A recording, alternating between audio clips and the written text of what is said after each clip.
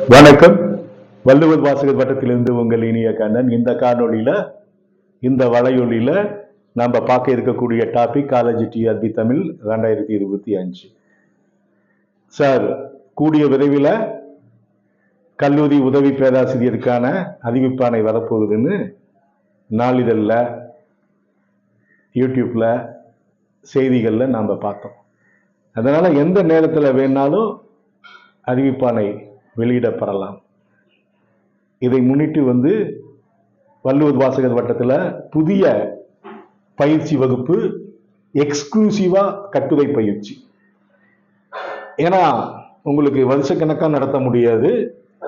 மெயினா descriptive pattern இதை சொல்லித்தரலாம் அப்படின்னு இருக்கும். இது முழுக்க முழுக்க ஆன்லைன்ல கூகுள் மீட்ல தான் நடக்கும். 21/10 ஸ்டார்ட் ஆகுது. ஏன்னா எக்ஸாம் எப்ப அப்படின்னு தெரியாது. இருந்தாலும் என்னுடைய அனுமானத்துல 2 மாசம் அல்லது 3 மாசத்துல எக்ஸாம் வச்சிடலாம். மறுபடியும் ஒரு நோட்டிபிகேஷன் விடுவாங்க. ஏன்னா அப்படிதான் போட்டிருக்காங்க. நோட்டிபிகேஷன் புதுசா விட்டு அதுலயே உங்களை அப்ளை பண்ண சொல்லிடுவாங்க. 1 மந்த் டைம் கொடுத்து, இப்ப டிஎன் செட் பாஸ் பண்ணுவீங்க, ஏற்கனவே நீங்க காலேஜ் டிஆர்பி அப்ளை பண்ணலினா புதுசா டிஎன் செட்டு, இப்ப இது யூஜிசி நெட்டு பாஸ் பண்ணவங்கலாம் அப்ளை பண்ணலாம். அப்படி இன்கேஸ் இல்ல பழச வச்சு பண்ணாலும் எப்படி பார்த்தாலும் 2 மாசம் 3 மாசம் ஆகும். 6 மாசம் 7 மாசம் ஆகும் சார். Within 3 month. இப்ப என்ன, அக்டோபர், நவம்பர், டிசம்பர் எண்டு இல்லைன்னா ஜனவரியில எக்ஸாம் நடக்கலாம். இதை பேஸ் பண்ணி நாங்க எக்ஸ்க்ளூசிவா டிஸ்கிரிப்டிவ் பேட்டர்ன் மட்டும் பிராக்டிஸ், ஸ்டடி மெட்டீரியல் கொடுத்துருவோம் சார். எங்களுக்கு எல்லாமே ஸ்டடி மெட்டீரியல் எஸ்ஏ டைப்ல தான் இருக்கு. அதே மாதிரி அப்ஜெக்டிவ் டைப்ல கொஸ்டின் பேங்க். உங்களுக்கு ஜிகேக்கு உங்களுக்கு ஸ்பெஷல் கிளாஸ் போட்டு நடத்திடுவோம். ஏன்னா ஜிகே உங்களுக்கு கிட்டத்தட்ட 25 மார்க் இருக்கு. நம்ம தமிழ் ஸ்டூடெண்ட் தான், அதனால உங்களுக்கு எலிஜிபிலிட்டி டெஸ்ட் சொல்லி கொடுக்க தேவையில்லை. அப்ஜெக்டிவ் டைப் உங்களுக்கு தனியாகவும் நடத்துவோம். மெயினா கட்டுரை பயிற்சி. ஏன்னா இந்த இதுக்கு ஆக்சுவலா நாங்க இந்த டிஎன் செட் கொஸ்டின் பேங்க் இருக்கு. ஏற்கனவே காலேஜ் டிஆர்பிக்கு ஏன்னா வருவதுன்னு சொன்ன டெஸ்ட் இருக்கு. கிட்டத்தட்ட 10,000 கொஸ்டின் பக்கமா இருக்கும் அப்ஜெக்டிவ் டைப். அந்த கொஸ்டினே போதும். கிட்டத்தட்ட நான் சொல்ற மாதிரி 10,000 கொஸ்டின்ஸ்க்கு மேல இருக்கு. அந்த கொஸ்டினை பிராக்டிஸ் பண்ணாலே நீங்க அப்ஜெக்டிவ் டைப் போதும். அதனால நாங்க அந்த குறுகிய நாள்னால கட்டுரை பயிற்சிக்கு ஏற்கனவே நாங்க பண்ணிட்டோம். இருந்தாலும் அதுக்கு இம்பார்ட்டன்ஸ். ஏன்னா கட்டுரைக்கு 100 மார்க்ஸ் இருக்கு. கட்டுரை பயிற்சிக்கு 100 மார்க்ஸ் இருக்குது. அதனால இதுக்கு இது பண்றோம். அதே மாதிரி பயிற்சி கட்டணம் 50% மட்டும்தான். இன்கேஸ் நீங்க இந்த எக்ஸாம்ல செலக்ட் ஆனா ரிமைனிங் ஃபீஸ் வாங்கிக்குவோம். இப்ப பயிற்சி கட்டணம் உங்களுக்கு ஸ்டடி மெட்டீரியலுக்கு, கொஸ்டின் பேங்க் எல்லாமே வந்துடும். ஸ்டடி மெட்டீரியலும் கொஸ்டின் பேங்க்கும் இமீடியட்டா அனுப்பி விட்டுருவோம். 50% மட்டும்தான். ஏன்னா நீங்க நினைக்கலாம் சார் ஒரு 3 மாசம் 4 மாசத்துல ஃபுல் இது வாங்குறீங்களேன்னு. அதனால உங்களுக்கு மேக்சிமம் பாத்தீங்கன்னா உங்களுக்கு இந்த objective type questions material cost வந்துடும். இன்னும் சொல்ல போனா கிளாஸ் உங்களுக்கு ஃப்ரீ மாதிரி தான் இருக்கும். அந்த அளவுக்கு கிட்டத்தட்ட எல்லா மெட்டீரியலும் உங்களுக்கு கொடுத்துருவேன். இமீடியட்டா உங்களுக்கு அனுப்பி விட்டுட்டு பாருங்க, நாள் இல்ல. அதனால தீபாவளி முடிஞ்ச உடனே 21/10 இருந்து கிளாஸ் ஸ்ட்ரெயிட்டா ஸ்டார்ட் பண்ணிடுவோம். Time 7:30 to 9. இது வீக்லி ஒரு 3 நாள் போடுவோம், 3 days.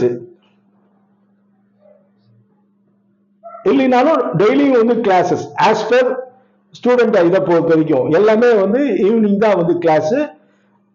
உங்களுக்கு எல்லாம் கிட்டத்தட்ட 10 டாபிக். உங்களுக்கு 10 யூனிட்டுமே ஃபர்ஸ்ட் உங்களுக்கு நான் ஏற்கனவே யூடியூப்ல போட்டிருக்கேன். ஒவ்வொரு யூனிட்டுக்கும் எந்தெந்த புத்தகத்தை படிக்கணும் அந்த இதை உங்களுக்கு ஃபர்ஸ்ட் சொல்லிடுவேன். எந்தெந்த புத்தகத்துல இருந்து கட்டுரை எடுக்கலாம். ஏன்னா உங்களுக்கு எல்லாமே மேக்சிமம் இந்த அப்ஜெக்டிவ் டைப்ல UGC NET, TN SET, PGTRB, UGTRB, நீங்க இது டீச்சர் எலிஜிபிலிட்டி டெஸ்ட், டெட் எல்லாமே அப்ஜெக்டிவ் டைப்பே எழுதி நீங்க காலேஜை விட்டு, ஸ்கூல் காலேஜ் எல்லாம் விட்டு வெளியில முதன் முறையா டிஸ்கிரிப்டிவ் எழுதுவீங்க. அப்ப 10 ஒரு கேள்வி கேட்டா அதுக்கு தகுந்த மாதிரி எழுதணும். ஆச்சுங்களா? பெரிய புராணத்தில் நாயன்மார்களின் பங்கினை விவரிக்கும்னா நீங்க நாயன்மார்கள் 63 பேருடைய வாழ்க்கை வரலாறு பெரிய புராணத்துல சொல்லப்பட்டிருக்கு. கேள்விகள் வந்து சிம்பிளா தான் சார் இருக்கும். ரொம்ப அந்த அளவுக்கு வந்து நீங்க டிஸ்கிரிப்டிவ் பேட்டர்ன்ல வந்து அப்ஜெக்டிவ் டைப்ல இருக்கிற மாதிரி நுணுக்கமா இந்த அசர்டேஷன் ரீசனிங், கூற்று காணோம், பொறுத்துக, கீழே இருக்கு 4 ஸ்டேட்மெண்ட்ல எது தப்பு எது கரெக்ட் அந்த மாதிரி நுணுக்கமா இருக்காது. வினாக்கள் வந்து எளிமையா தான் இருக்கும்.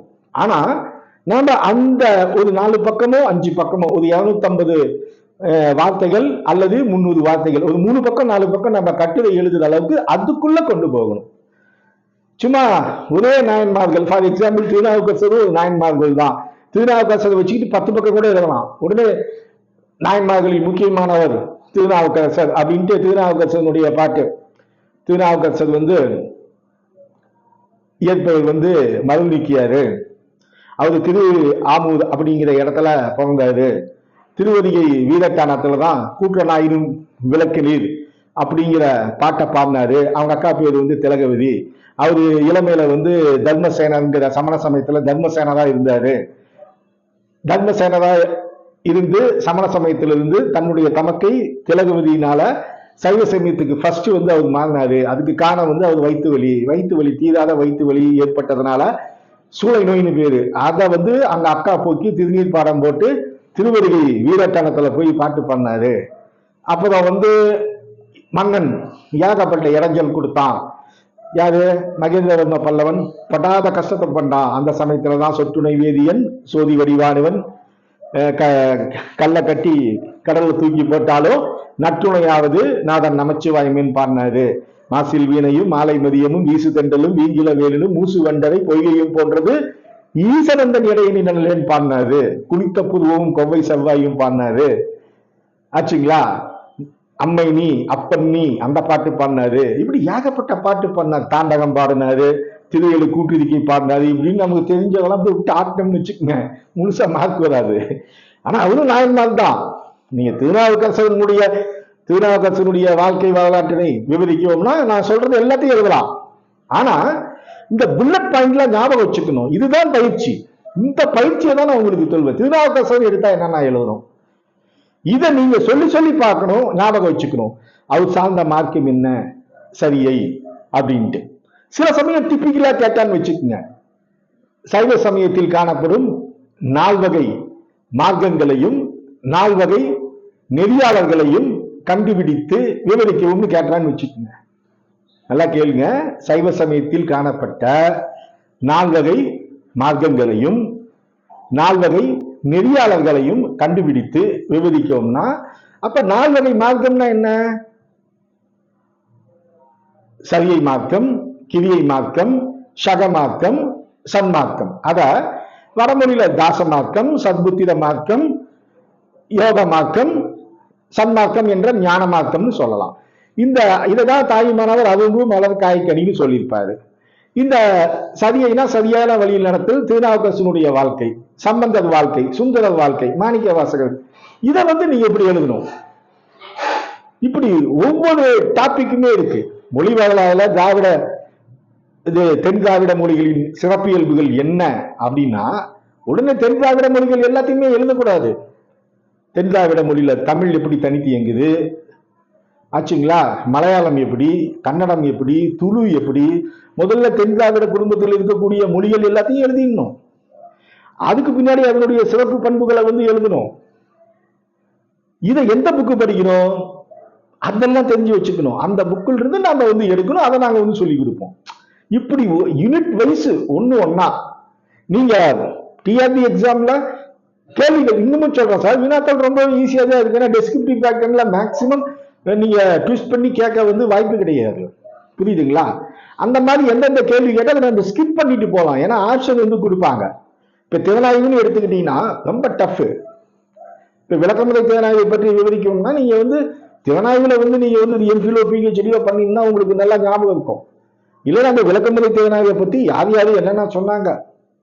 நீங்க தீசு நடராஜன் புக்கத்திலே பாத்தீங்கன்னா ஒரு பக்கம் 2 பக்கம் தான் இருக்கும்.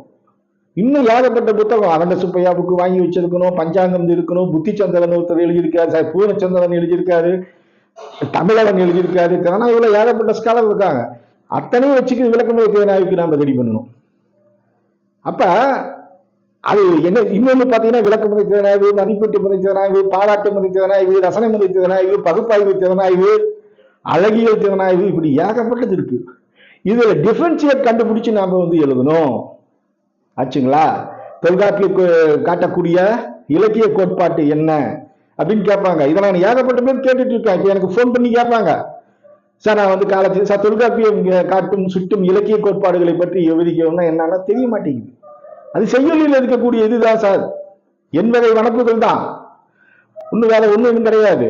அப்ப அந்த கேள்வி அது சில சமயம் வந்து புரியாம போகும். சில நேரடி வினாக்களா இருந்தாலும் நாம அதை வந்து கரெக்டா இப்பயே தயார் பண்ணி வச்சுக்கணும். இந்த வித்தையை தான் எக்ஸ்க்ளூசிவ் டெஸ்கிரிப்டிவ் பேட்டர்னுக்கு முக்கியத்துவம் கொடுக்கிறோம். இது வரைக்கும் சார் கிட்டத்தட்ட 2018 இருந்து ஸ்டேட்ல 5 தடவை, ஒரு தடவை இல்லை 2 தடவை இல்லை 5 தடவை ஸ்டேட் ஃபர்ஸ்ட் கொடுத்துருக்கோம். எந்த ஈவன் தமிழ் வளர்ச்சி துறையில மட்டும் போஸ்ட் வந்து 13 போஸ்ட்ல 7 பேர்த்த அனுப்பி விட்டுருக்கோம். அதுலயும் ஸ்டேட் ஃபர்ஸ்ட், 4th இருக்கிறது 13 போஸ்ட் தான், புரியுதுங்களா. அதுலயே ஸ்டேட் ஃபர்ஸ்ட் கொடுத்துருக்கோம், 4வது ரேங்க், 5, 6 வரிசையா வந்து எடுத்திருக்கோம் சார். அதனால எங்க கிட்ட கண்டிப்பா படிச்சா இந்த காலேஜ் டிஆர்பிலையும் எப்படியும் ஒரு 50 பேர்த்த அனுப்பலாம் அப்படின்னு ஒரு ஐடியா வச்சிருக்கோம்.